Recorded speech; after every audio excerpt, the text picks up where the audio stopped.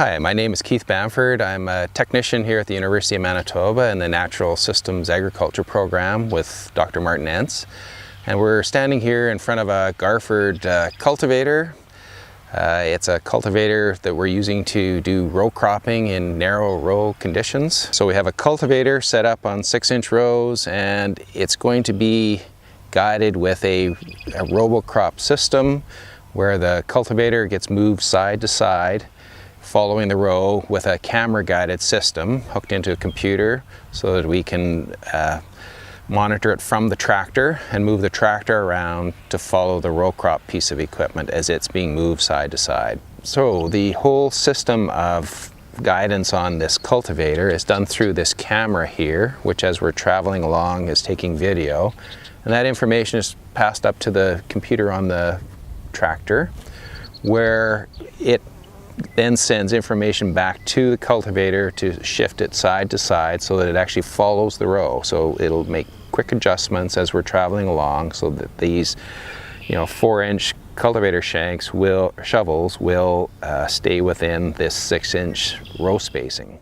So these discs here are really, they follow the tractor, and they also anchor the tractor so that as this side shift unit is pushing the cultivator side to side, these discs anchor the tractor so that it's not pushing the tractor side to side.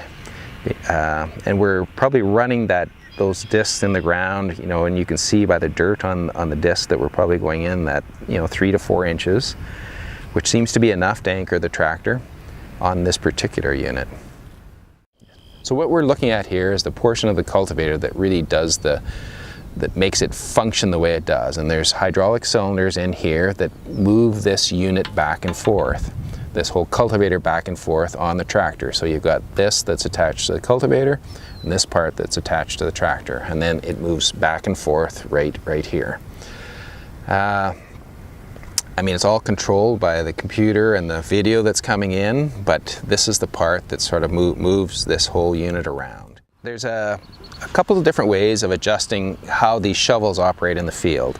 And one of the ones, the main one, is by adjusting the depth of this gauge wheel, which allows us to lower the shovel so they're traveling deeper by raising the wheel up. And conversely, if we want to have them go shallower, we put the wheel down further. The second way we can do that is by adjusting individual shovels or shanks, and we can then go across the machine and say where we're traveling in the tractor tracks, where we've got a little bit of a hollow where the tractor has squashed the field down a little bit. We can have those shovels set, or shanks actually set down a little bit deeper in those places. So there's a couple of different ways of doing it. We can also go side to side on these as well, so that we can bring them, if one of them is running a little too close to or our seeder maybe isn't exact as we want, we can actually move one of these shanks side to side so that it truly follows in the space that seeder is left. It's probably another reason why we want to have the seeder and the cultivator match evenly, so that we always have cultivator traveling in the same path as the seeder is made. So all of those match up properly.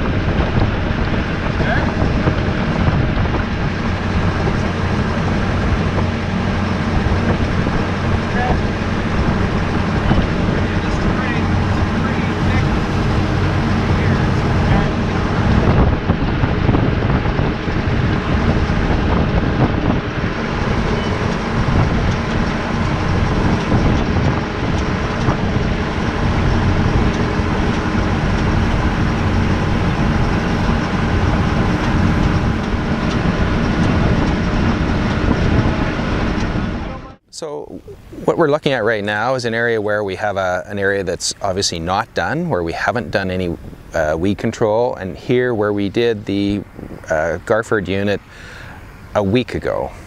So this is the first time we had it in the field.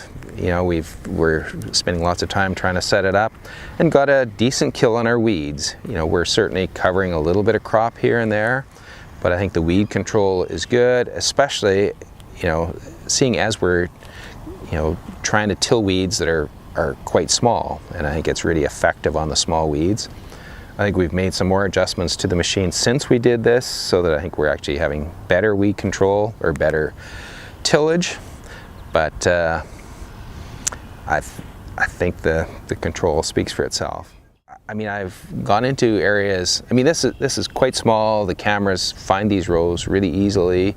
It controls the weeds very easily, but I have also done areas where, you know, the wheat was more this tall, and, you know, the rows are starting to close in. The weeds, there's lots of weeds there, and the camera can still find the rows, but it's much harder for the, you know, cultivator shovels to cut through the weeds.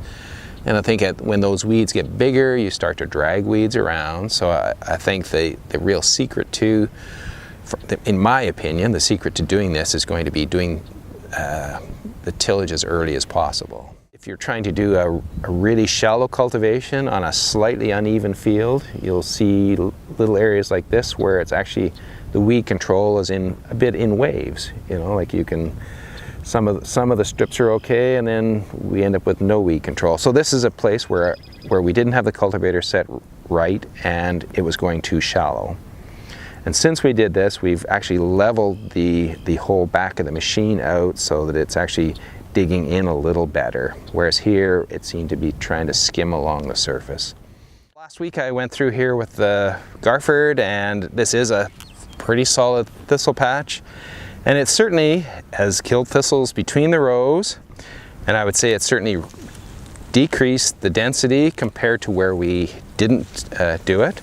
So, you know, we're looking at rows here that do still have thistles in them, and you can see where we have, you know, we've taken thistle plants out, you know, so we have done a job between the rows in those kind of 4 inches out of the 6. We've controlled weeds, but we still have weeds like this sitting here, all growing in the row. I mean, it's an improvement over that, but it's still, we have lots of thistles here.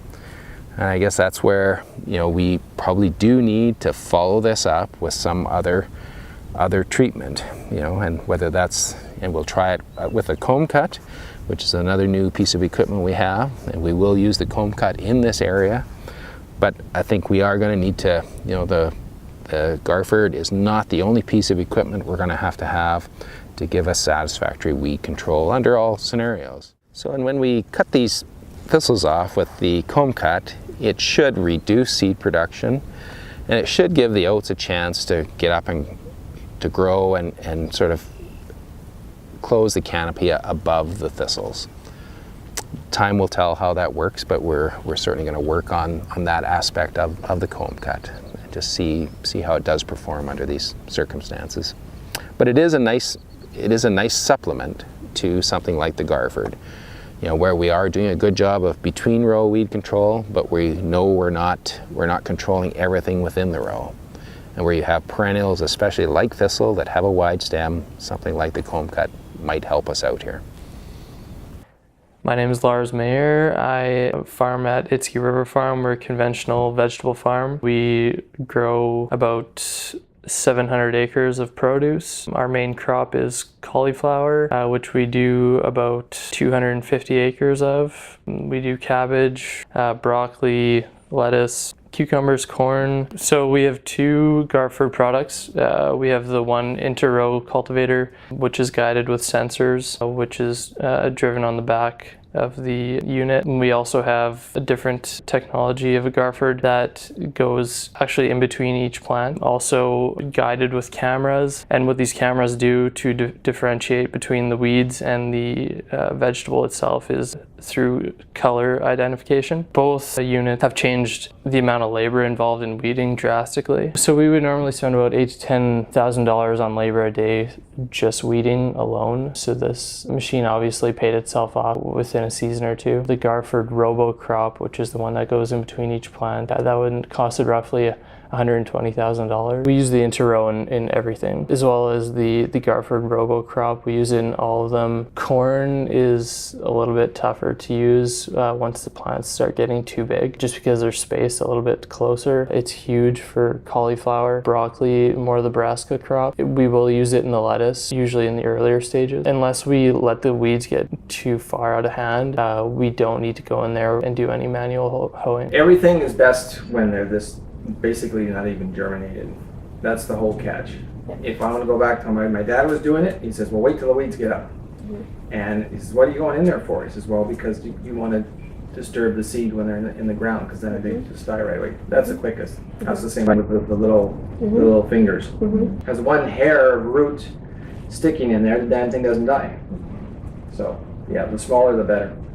That's about the only thing. Weather-wise, well, that's it. Dry, and we have, rainy patches. Well, then we go as long as we can. We'll start early in the morning, go late at night. But yeah, it's as soon as you can go, and if there's crops, if you're going to do cereals, go in, because the weeds are going to come up. What happens with the camera with the rows, but that's the thing is too, if the weeds are too big, it doesn't have a row to follow anymore. And that's the same thing with the plant. If there's too many weeds, then it can't distinguish the weed in the plant. So then it doesn't work anymore. And that's the whole idea, to go when there's barely no weeds at all. People say, well, why are you going in there? Well, there's little guys in there. And believe me, you get one rain, like April or May and June. May doesn't really come there, June sometimes.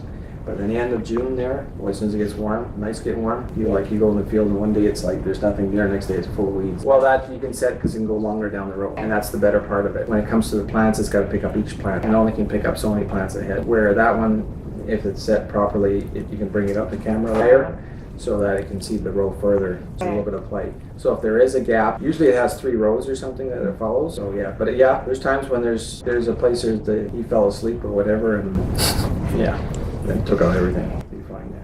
So yeah, it's nothing perfect, but in the average, if everything looks good, it's fine. Oh yeah, everything has to be designed to work perfect. So if your crop is good, then your cultivator works fine. If you have gaps in there, yeah, sometimes even the sun, the shade, lighting is issues, but they're working on that.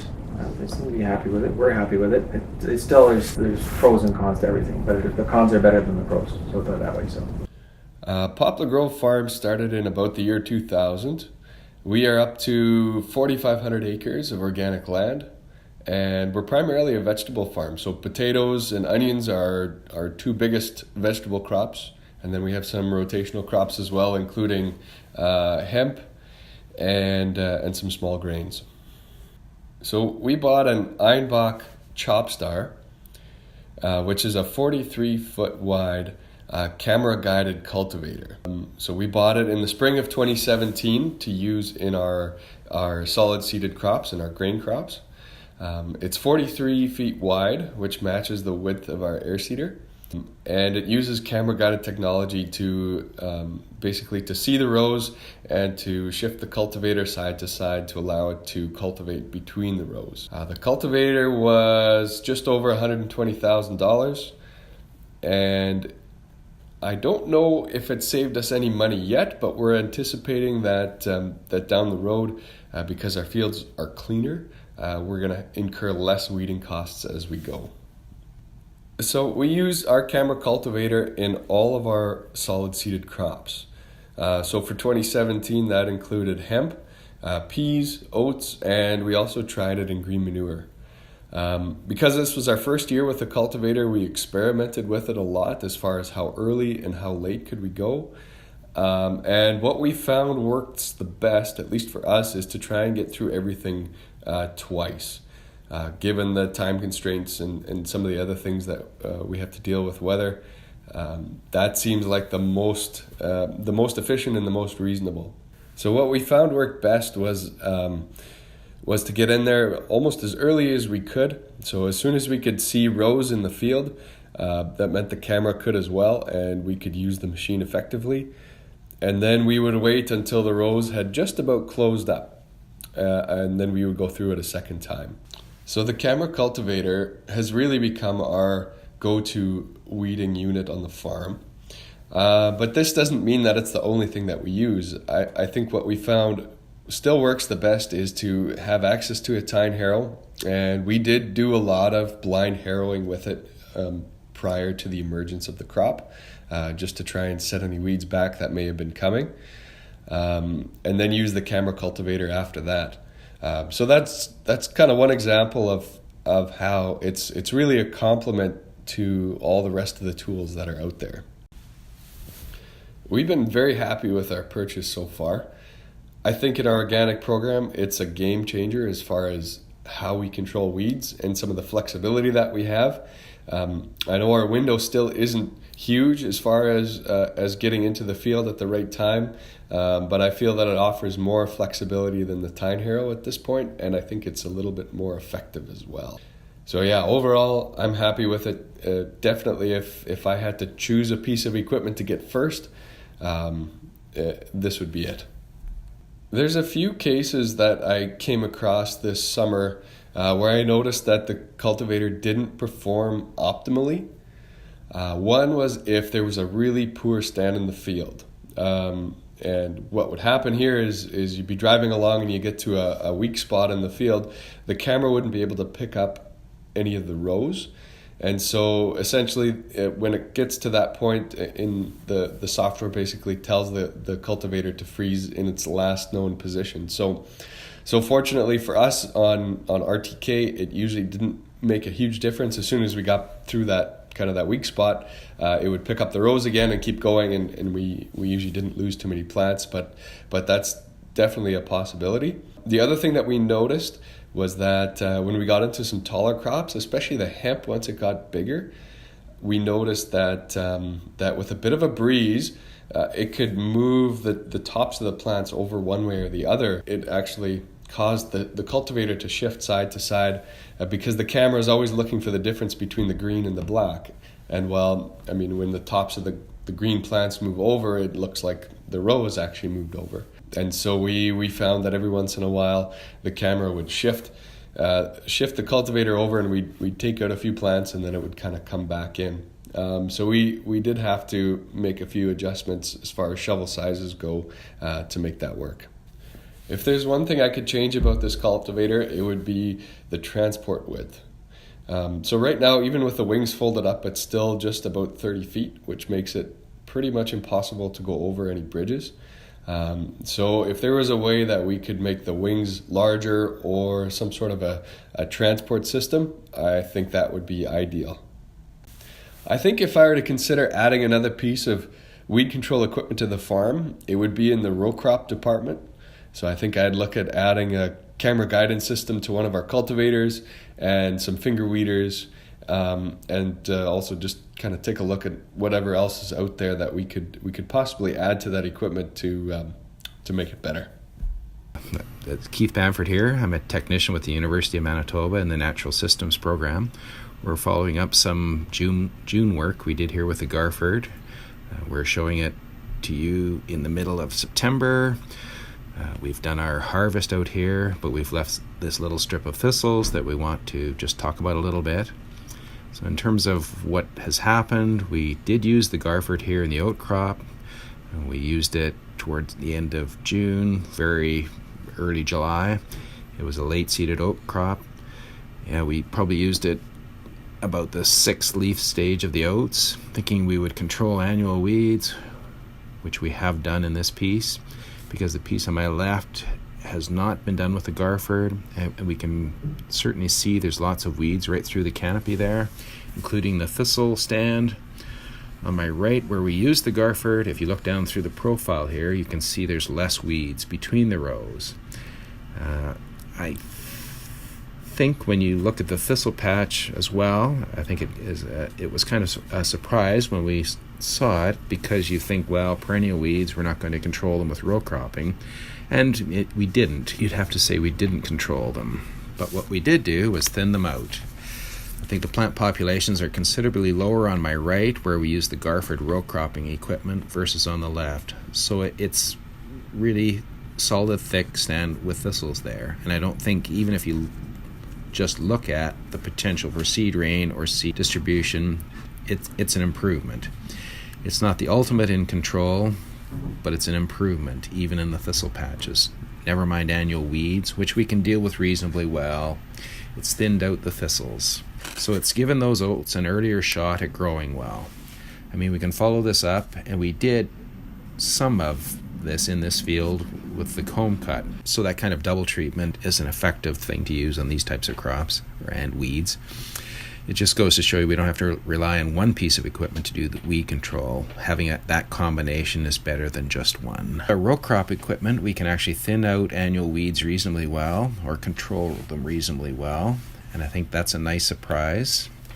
Or addition to that was this idea of thinning out the perennial weeds, is that I think that in thinning out these perennial weeds, it gives the oats an opportunity to grow so that you can follow it up with something like the comb cut where we're shaving those thistles out of the oat crop. You're not only relying on one type of weed control, you're controlling it between the rows, and you're also controlling some of this top growth that escaped the row cropping.